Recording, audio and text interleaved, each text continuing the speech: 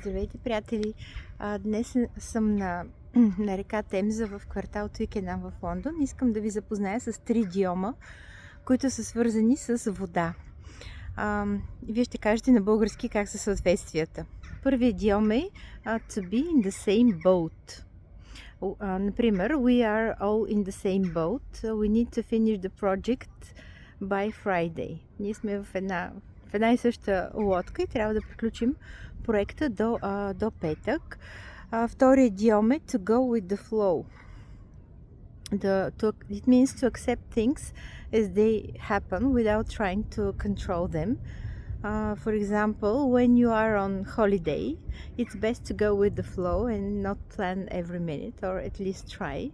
Може би на български казваме да се движа, да се пусна по течението, to go with the flow.